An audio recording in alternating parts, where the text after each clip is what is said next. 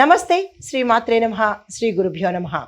June నెల 11 2025 నాటి దిన ఫలితాలలో మేషాది ద్వాదశ రాశుల వారికి గ్రహస్థితులు ఎలా ఉంటున్నాయి, వాటి యొక్క ప్రభావము, ఈ గ్రహాల యొక్క ఫలితాలు ఈ రాశుల మీద ఎలా ఉండబోతోంది అనే అంశంలో ముందుగా పంచాంగం ప్రకారము జూన్ 11 2025 బుధవారం నాటి పంచాంగంలో ఈ రోజు మనకి పౌర్ణమి తిథి ప్రవేశము, పౌర్ణమి గడుస్తోంది.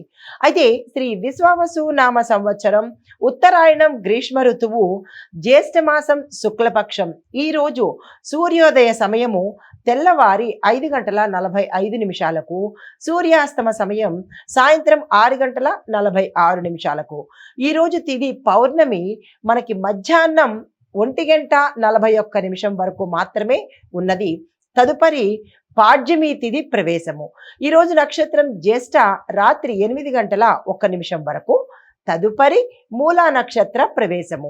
వర్జం తెల్లవారుజామున 4:45 నుండి 6:28 వరకు.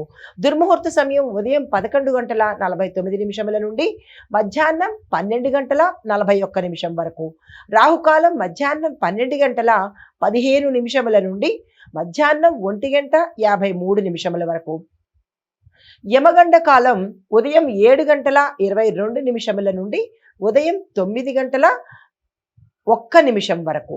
అయితే బ్రహ్మముహూర్త సమయం తెల్లవారుజామున 4:09 నుంచి 4:57 వరకు.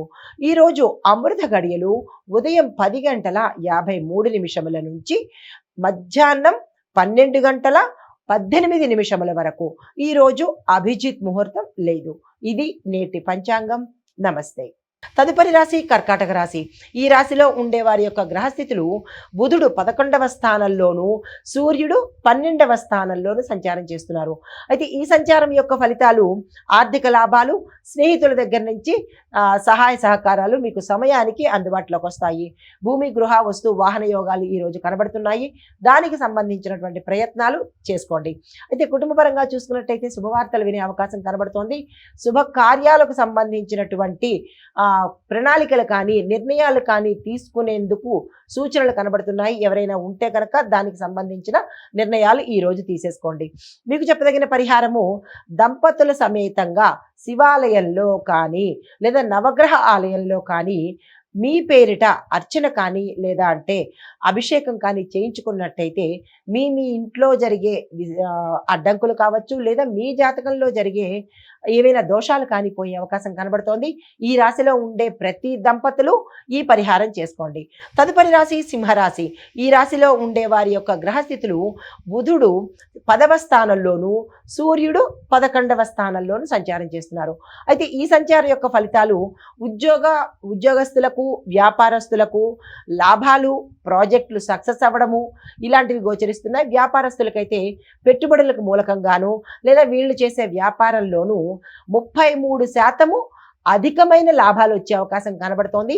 దీని పరంగా మీరు ఏదైనా ప్రణాళికలు కానీ, ప్లాన్స్ కానీ, ఎక్స్పాన్షన్ కానీ చేసుకోవాలంటే తప్పనిసరిగా ఈరోజు ప్రయత్నాలు చేసుకోండి.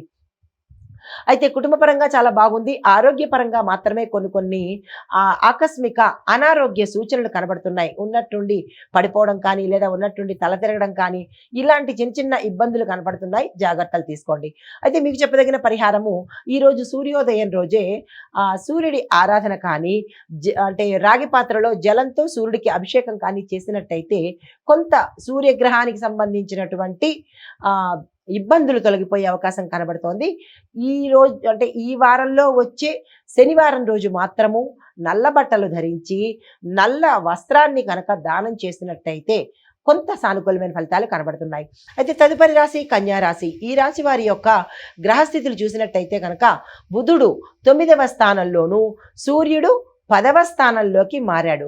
దీన్ని బట్టి వచ్చే ఫలితాలు ప్రయాణాలు సక్సెస్ అవుతాయి, ప్రయాణాలు లాభిస్తాయి, ప్రయాణ మూలకంగా లాభాలు రావడం కానీ పెద్ద మనుషుల యొక్క పరిచయాలు కానీ ఏర్పడే అవకాశాలు కనబడుతున్నాయి. విద్యా ధార్మిక కార్యక్రమాలు విద్యార్థులకు అనుకూలమైన కాలము. ధార్మిక కార్యక్రమాలు కూడా చేసేందుకు ఈ రోజు అనువైన కాలము. ఆ దిశగా ప్రయత్నం చేయండి. కుటుంబ వాతావరణం అన్యోన్యంగా ఉంటుంది. వ్యాపారస్తులకు లాభాలు ఉన్నాయి. పెట్టుబడులకు ఎవరికైనా సరే పెట్టుబడులకు ఈ రోజు అత్యంత అనువైన కాలము. ఆ దిశగా ప్రయత్నాలు చేసుకోండి. మీకు చెప్పదగిన పరిహారము ఈ రోజు యథాశక్తి ఈ రాశిలో ఉండే ప్రతి ఒక్కళ్ళు ఐదుగురికైనా కుదరని పక్షంలో ఇద్దరికైనా అన్నదానం చేసుకున్నట్టయితే గురుగ్రహానికి సంబంధించిన దోషాలు ఏమైనా మీ జాతకంలో తెలియకుండా ఉండి ఉంటే కనుక అవి తీరిపోయి సానుకూలమైన ఫలితాలు వచ్చే అవకాశం ఉంది. ప్రత్యేకంగా విద్యార్థులకు గణపతి పూజ చేయడం కానీ గణపతి ఆలయ దర్శనం కానీ చేసుకుని మీ పేరిట పూజ చేయించుకోండి.